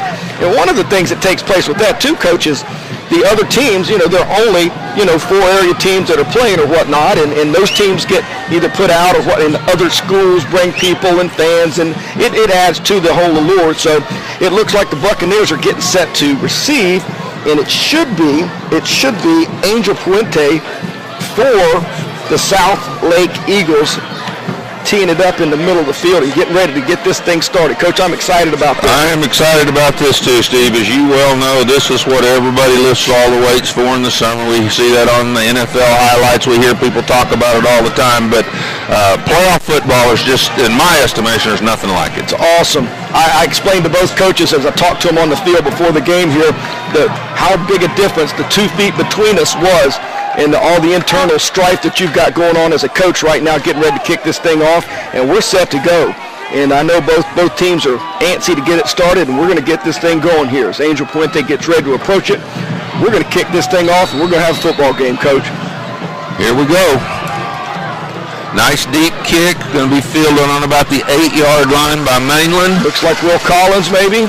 Will is upfield, reverses his field. He's got some green grass in front of him, and Mainland's field. That's number 19. That may be Westbrook. Westbrook, Coach, and it's a good return. They're out to the 34-yard line. Mainland will take over right there, and we get to see our area leader, Denzel Houston, and what a year he's had, Coach. Denzel Houston is just, his quarterback rating is 193. Which is just off the charts. 2,100 yards, 25 touchdowns to only 5 interceptions, and he's just been exceptional.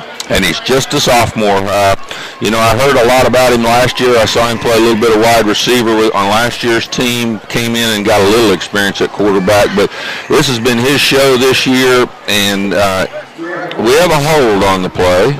So we have a penalty already to start off. They might be ready for our national anthem. We're going to take a break right here.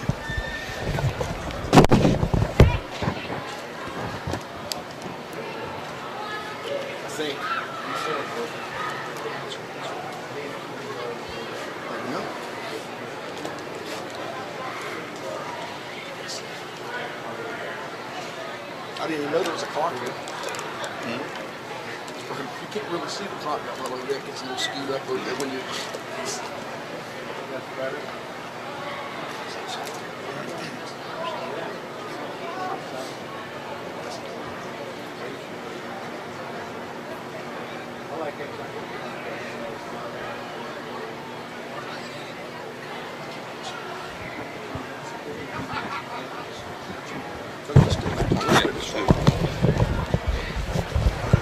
Hey, we're back after a short break here with Coach Yoakum. I'm Steve Allen. We are going to take a break shortly for the national anthem, but we're not ready for that. So why don't we take this opportunity, Coach, to talk about our playoff matchups of our area teams. All right. First of all, we've got in this very same region the SEABREEZE SANDCRABS at 4-6 taking on the Edgewater Eagles. SEABREEZE. Well, here comes the national anthem. So we will stop this time, and they will play it.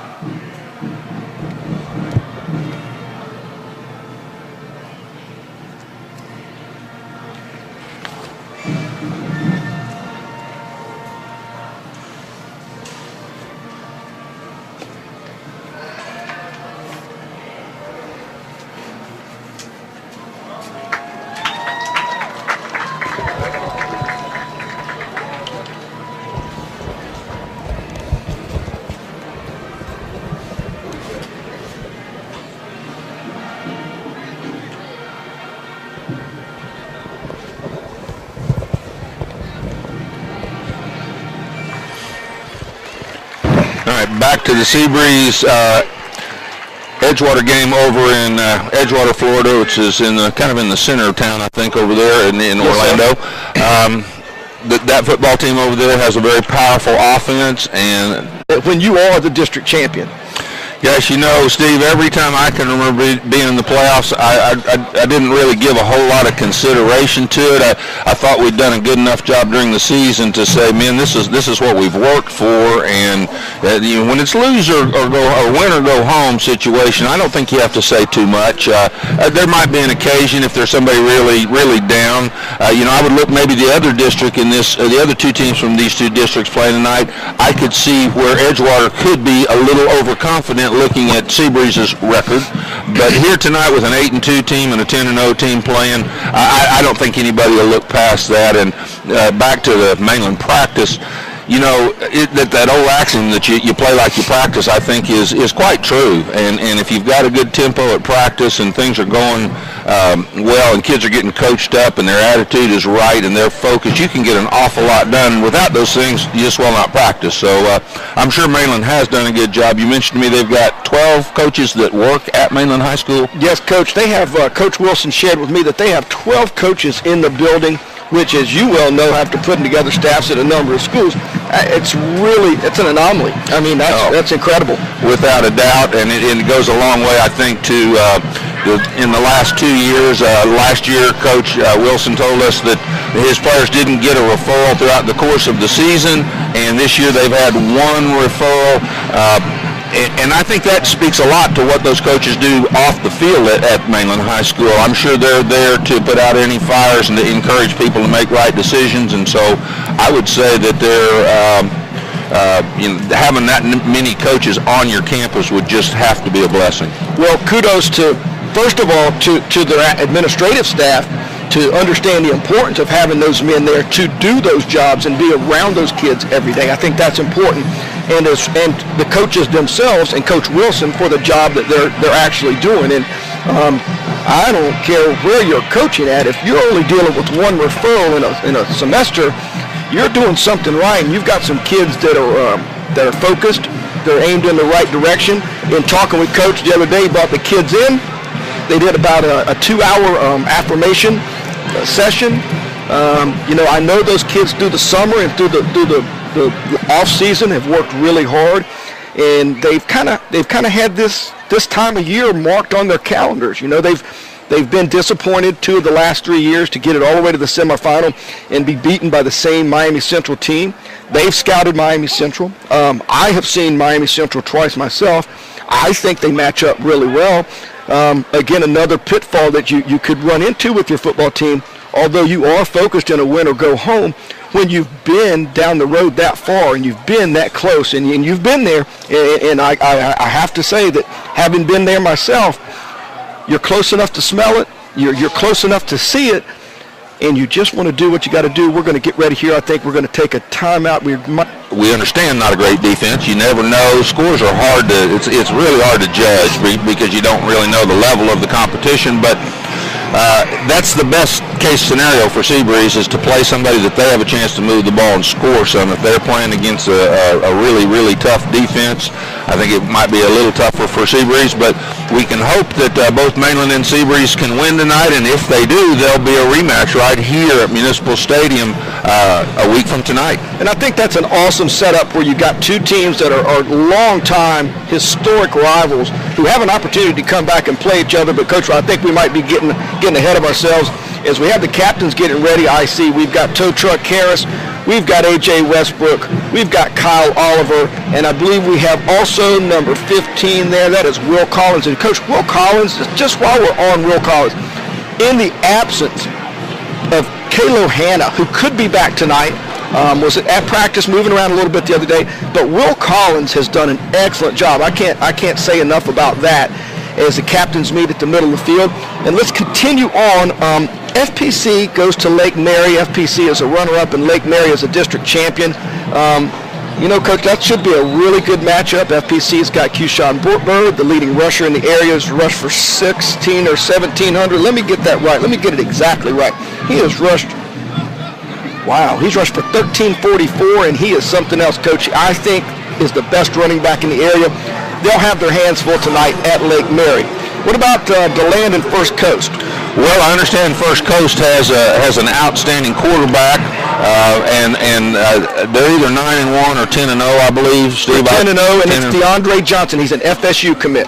Well, I really feel like that Treasure Coast will, or First Coast will take charge of that ball game. And DeLand, and I actually texted Coach Thompson yesterday, just congratulating him on a great year. They had a slow start and came up with some quality wins over teams like Madison County. They beat a SEABREEZE team here. We saw they've done a great job, and I think that's a good matchup. But I'm with you on that. I think First Coast has got too many guys.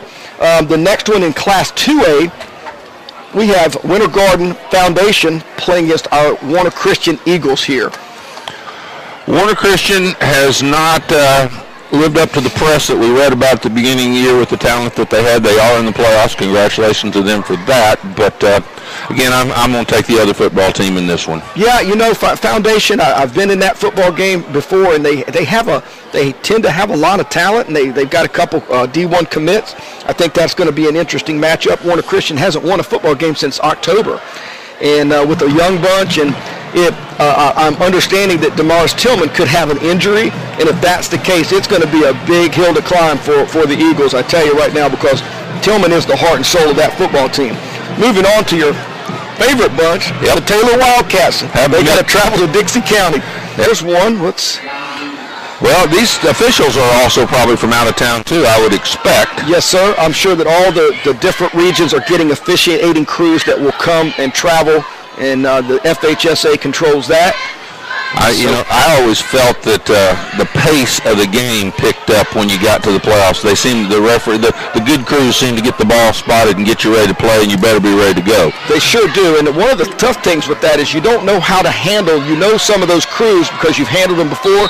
These crews are new, so you as a staff, you have to kind of manage that too and how they're going to call the ball game.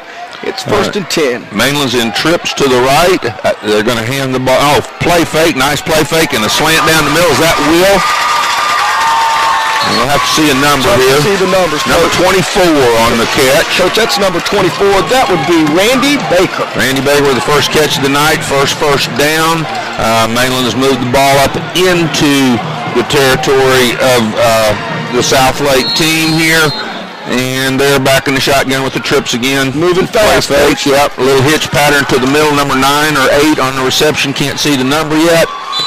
Jeremy Wheeler there on the stop for, he's taking the ball from him, but I think they're going to give forward progress. That's a good call, I believe. Yeah, the gain of about 5. Mainland will have second down here. They're a no-huddle football team. Flip the receivers around based on the field. Now they're trips to the right again, which is into the boundary, the short side of the field. That always told me slant to the field with a single receiver, but we'll see what we get here. Bringing some pressure here. Same play again as the first pass. Just a little inside cut and ball thrown right on time, picking up the first down. Mainland, that seems to be firing on all cylinders at this point. Got the South Lake defense on their heels. They've got big Carey, Samiti, who's a commit and a really fine player. He's got 2 D1 offers, and it's a little high. Good defense there.